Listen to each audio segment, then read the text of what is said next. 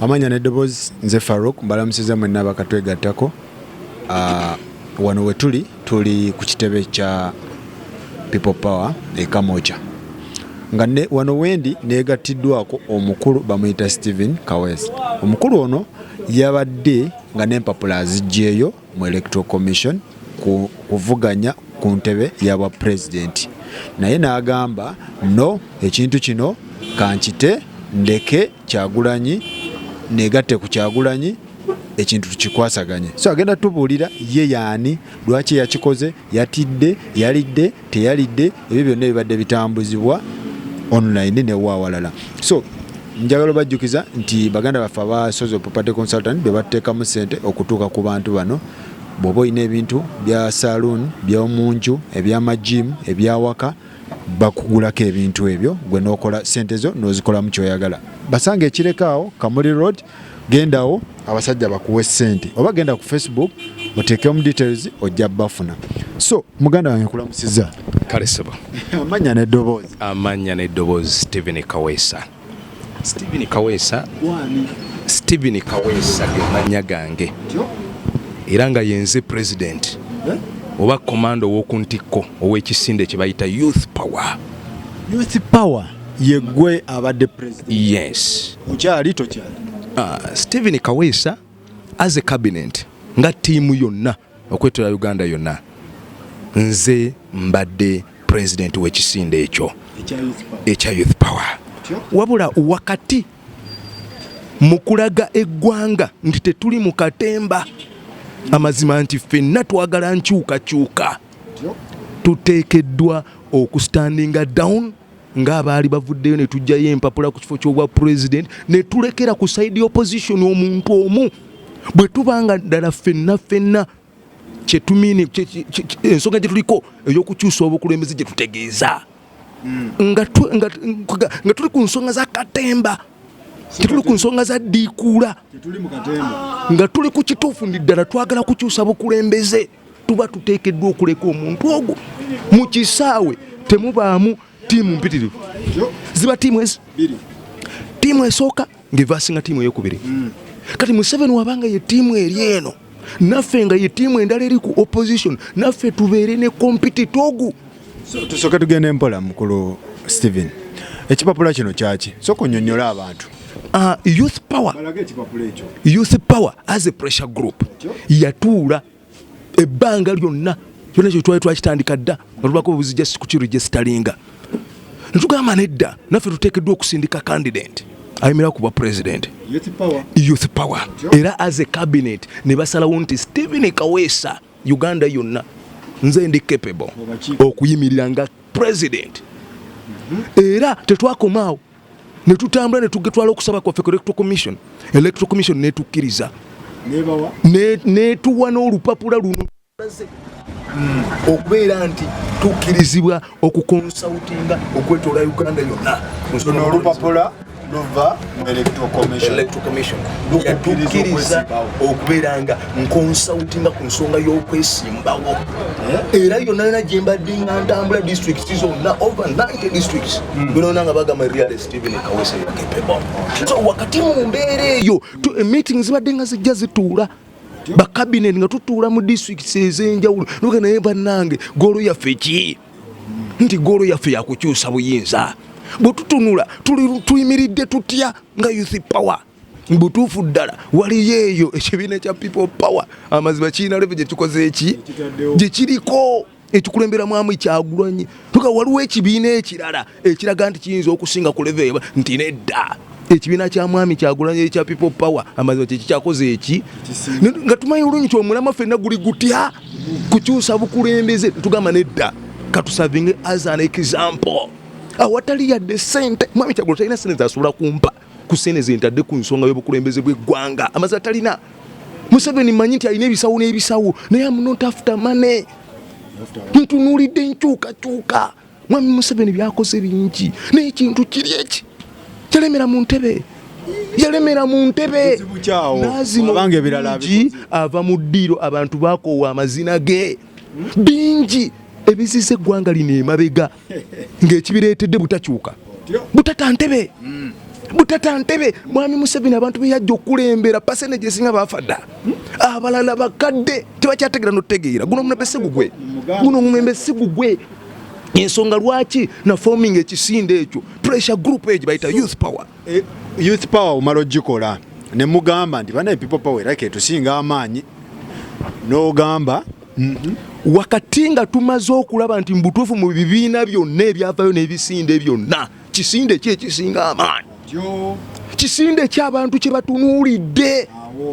tugenda obitunula nga tulaba mu butuufu people power eri somewhere ahead netugamba nadda amaanyi ago agagibulako fenna katugagatte era nkunga buli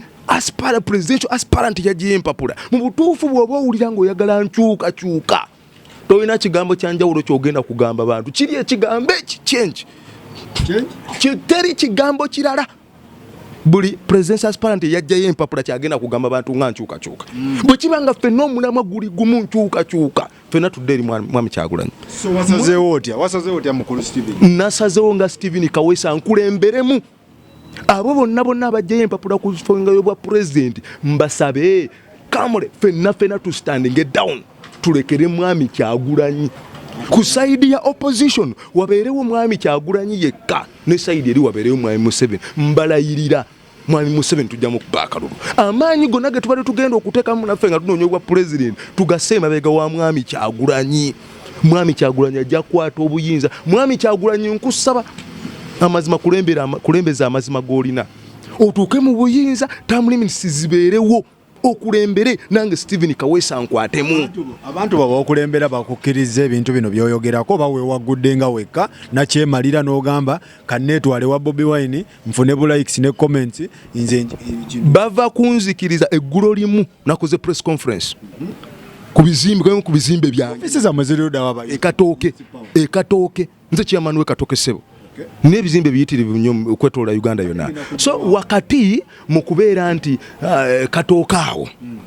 so yesterday nakoze press conference wabadde kye bayita aba youth power nimbagamba mpanise nsazeewo okudda emabega wa mwami Kyagulanyi muwa amaanyi gonna eggwanga kino nkakasa kiyingidde mu record teri yali akikoze tewali yali akikoze sendi zintaddemu mpitirivu ebizimbe byange ebyo bale n'okugenda byagenda osegera wakati mu mbeera eyo naye ng'omulamwa gwendiko kukyuka kwa gavumenti nkimanyi mwami Museveni asiiba agaba ebisawo bya ssente mwami Kyagulanyi talina ssente z'alina naye wakati mu mbeera eno nze mwami Museveni ne bw'anaga nti akubira abasimu ansindikira abantu mbwampa ebisawo nedda nange njaga kukulembera ku Uganda nange njagala kukwata ntebe soba kunona kaliya yange wakati mu mbeera eyo ndabye ng'ekkubo liri eri kusooka kulekera mwami Kyagulanyi buli muntu yenna alina atuuka ku buwanguzi ateekeddwa okubaako mutango ateekeddwa okubaako kyawaayo mu wakati mu bulumi nze nakkiriza ne ŋŋamba wembanga njagala entebe eno teekeddwa okusaddaaka ekifo ky'obukulembeze bw'eggwanga ne ŋŋamba nti kantunuulire mwami Kyagulanyi era ssebo nzija ku bwemupi Stephen sooka olindeko abatulaba bannange njagala obbategeeza nti omukulu ono abadde akulira ekibiina kye bayita youth power kati nga ye mukulembeze waabwe era n'empapula ezimukkiriza electoral commission ze zino so agamba Bobi Wine ekituufu amaanyi alina mangi kagatte amaanyi ge aga youth power agagatte ku Bobi Wine ensonga zikwajje si bw'ogamba nyongera okusaba n'abalala sinze nzekka era nkunga buli omu yenna ali eyo tukolimire tuboole nkaddamu tukolimire tuboole buli as presidential aspirant anaalemera mu kubeera nti aganye okuvaayo okusitandinga mabega wa mwami Kyagulanyi awo wennyini wenkobooliza nti abantu bagamba abantu mmwe mulina obukambwe bungi owulira kati otandise otaddemu koodi ya kuboola abantu naye nga mwandibadde mukkirizisa bantu kubasendasenda mpola mpola dani okubafoosinga oba okubakola ki okuteekawo koodi y'okuboola abantu abantu beemulugunya bagamba bandi begaseeko naye ebintu byammwe bya bukambwe mulina obukambwe bungi kisali yavuddeyo kantu katono n'abagamba credentials ziriwa ez'omukulembeze ne mutandika kuvuma buvumi basi ensonga eno ey'obukulembeze mbagamba abadde batagitegeeranga one tebaamu muzannyo temuli muzannyo omuntu yenna azannyira ku nsonga y'obukulembeze teetaaga muzannyo yeetaaga okukambuwalira bonna abalina katemba nkakasa waliwo abantu bebaleeta mu kino bebazanyi baddiikuula nobawasende empitirivu bajje batataaganye enkyukakyuka y'obukulembeze bw'eggwanga luteekeddwa bakambuwalira era yenna ataakitegeere nti twetaaga ffenna tu standing down abali ku opposition tulekere mwami Kyagulanyi nangirira ensi ekuboole. Omuntu agamba nti nze nange nina right okwesimbawo nga Kyagulanyi waayina ki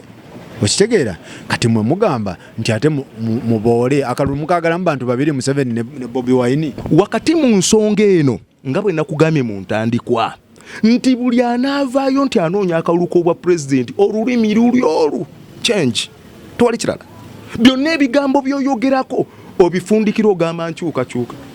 kati bwe kibanga ffenna twagala nkyukakyuka Katemba tumugje mu ekyo maani abali mu Katemba byenjagala oyogereko they are very many baliwa waliwo betubadde nga tuwagira ebbanga lyonna sije yagamba ali serious batugamba nti bajja naye ebbanga lyonna tubawagidde buli kaseera baagala kubeera ba presidential candidate ekyo tukikooye twagala ba presidenti tuve ku bya president era bwami Kyagulanyi sebo essaawa eno oli presidential candidate nkwagala kubeera president so tuvudde muku ekyo gamba nti buli kaseera tubeerawo ne ba presidential candidate twagala tubiveeko tufune president mwami Museveni addeko ebbali kuba atugulumiza bulungi soko ensonga endala president biki byasobezza bye mwagala okujjawo nga basi Museveni kyasobeza ekisooka kiri kimu kugaanya mu buyinza ebirala byonna biri mabega w'ekyo ekyo kiziŋŋamizza Uganda emabega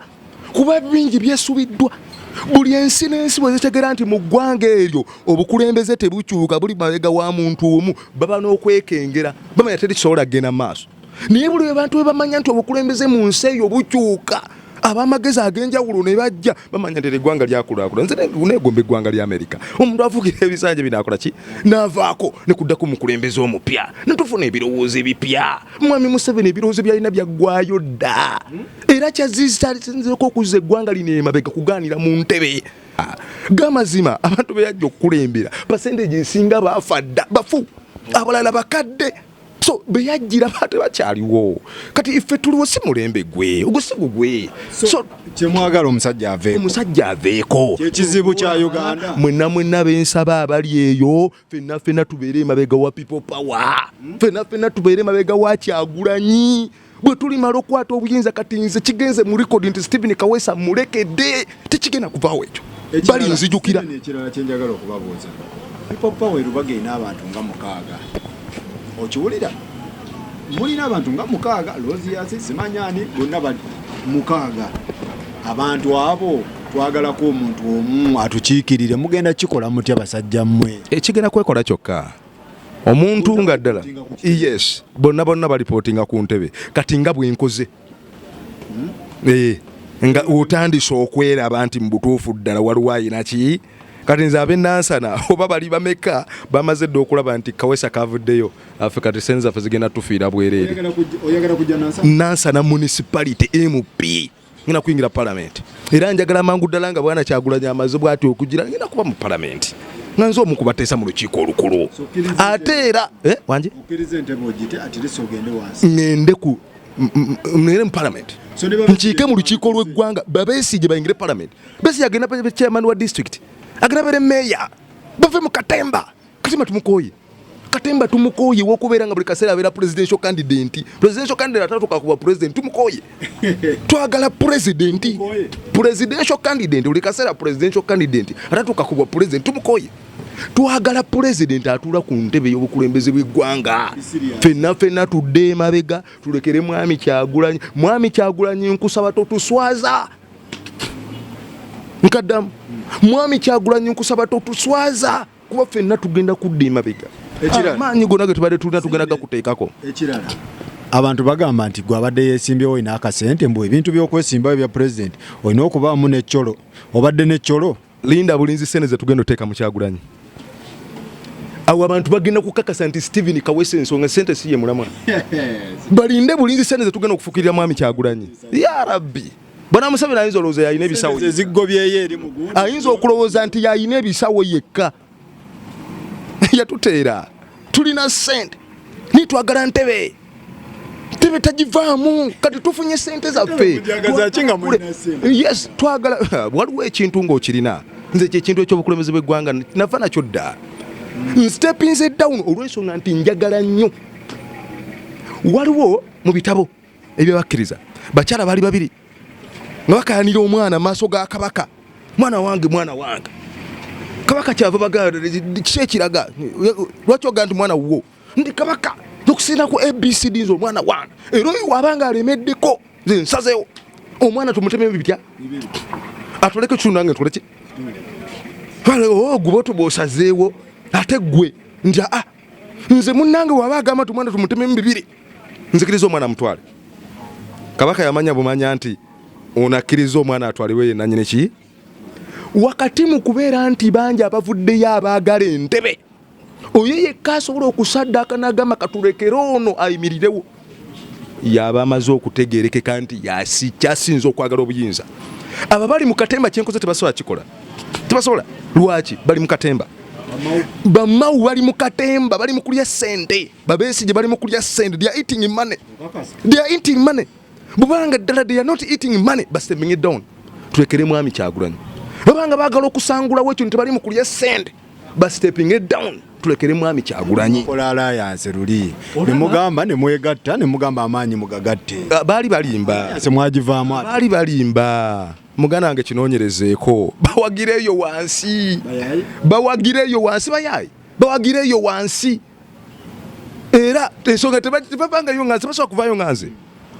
bonoonyereza mu ba presidential aspirant nkwata kyoko Stephen Kaweesa naye wemba nsazewo ne ŋŋamba nti Stephen Kaweesa ekintu nkirekedde mwami Kyagulanyi naye baveeyo nganze balangire n'ebifo bye bagenda okukulemberamu ebirala oba bajja ku bwemupi oba bajja kuba chairman oba meya balangirire people power ejja kuba ready okubanoonyeza obululu nze kati Nansana municipality nawangudde dda Bobi Wine ali ready yego muteeka yego mu fronting bas Bobi Wine ali ready lwaki ngamba nti ali ready tumunoonyerezaako sajja naye azza aguluminga ekitunga ffene tuzze kitambuza ate n'okwagala akola ki okwagala akulina so nekimusaba kintu eki ng'akutta obuyinza aleke ensonga ya term limits egene maaso zali yabasabye credential z'omusajja nti omusajja bamwasobola temunazimuwa muwe ebintu ti omusajja okusinziira ku kino Bobi Wine asobola okukinzira ku kino asobola ne kino one Bobi Wine ekisooka ali ku ground alumirirwa kye bayita munnansi ekyo tukifaanaganyiza ddala Bobi Wine ayagala Uganda ekitali ku Museveni ayagala ensi ye akulaga nti mu butuufu alumirirwa buli mbeera okitegeera Bobi Wine ekirala akulagiddeko bwereere nga talina we yatudde omuntu asaddaako entebe yo yapulayo n'agamba mu butuufu entebe ya member of parliament ngitadde ngenze kuba president nga talina mu butuufu wagamba nti ki oba naliyo basiikole ki siirye okuba kwagala so ali serious Bobi Wine kati zali simutegeera omuntu atasobola ategeera Bobi Wine ddala ku ground obaako ku musajja ebintu byazaakola ensi yonna byeraba zali atategeera Bobi Wine mba simutegeera zali bamulese ku kyankalanya zali ayinza okuba zali ngamba yalidde ssente ayinza okuba yalidde ssente omanyi waliwo ssente waliwo ebisawo bya ssente ebiri ebbali really they are eating money waliwo omusajja we yali ku WhatsApp ng'ataddewo olusaniya lw'essente ng'abantu balina fooko ate abazali balina fooko kola ki abalala bebadde nabo ku nsonga y'obukulembeze bw'eggwanga nabo balina fooko ensaniya z'essente zibali mu maaso eno batugamba nti munnange twalekedde Kyagulanyi naye ng'ate emabega weebali bakyayimirira tweyanziza nnyo Stephen tweyanzeege webalenyo webalire ddala muganda wange nja kunoonyaako obudde bugenda akasembayo bannakatooke nze chairman we Katooke ssebo Katooke banjagala nabakulidde ne taxi park Katooke banjagala mbakulembedde bulungi nnyo so bannakatooke mu namba tumidde bannawamala bannakisimba najjinja kalooli Katooke kikyobagalamu essaawa mutambuza amawulire nti ngenda kubale nze MP agenda kubeera Katooke bannakatooke Nansana MP tulina neighbor Nansana division nabweru division sebo mwenva Busukuma Gombe nze MP wammwe ngenda kukola enguudo zonna Government no nabatempadde sente nja kukwata mu sente zange. Yes. Benena owa people power ali mu katundu ako nojja kubwemu pipite. Kubanza sente zange nina. Nja kuwaba nja kulira abantu enguudo. Nja kulira abantu enguudo nja bawanga ne sente mbakulakulanye. Amen. Tweyanza nnyo tweyanzege mbadde ne mugana Steven ekintu yakitadde n'agamba Bobi Wine ekintu kiikyo obwa president mbuvuddeko kikwasaganye. So tweyanza nnyo tweyanzege mugana abantu nga bano betwagala kati. Twagala abantu babesije baveyo bagambe nti ngenze kuba MP ekintu Bobi Wine kikwate bano bamawu ba stepping down ekintu mba mugamba nti Bobi Wine mwagala ekintu akikwasaganye lwaki temu stepping down lese sigalemu abantu abo. Ochegeera Museveni atuuke ne Bobi Wine tuwulire. Museveni atuuke ne tayina agina kubbira. Tayina na wajja kubbira mbagambe bigambo likeka kodyo ko kauka tusolo okuyitamu. Museveni aludde mu kintu. Allah ne waba kiruddemu takibeeranga munga candidate ku opposition ayinomu. Tukigezese. Tukigezese Bobi Wine ne Museveni. Bobi Wine ne Museveni. Museveni tumutekeko Bobi Wine baberemu baberaba mwena babesije mu stepping down bamau mwena mu kibemba mugisha muntu mwena mu kite. Alright. Muzeyi Museveni abantu bagamba nti resi tukwagalamu na Bobi Wine tulabe Bobi Wine oba asobola batasobola nga mulimu abo mu kisaawe awo besije mu stepping wansi mugire ebintu kintu tukite tukikwasa omusajja umba mwekakasa nti Bobi Wine amusobola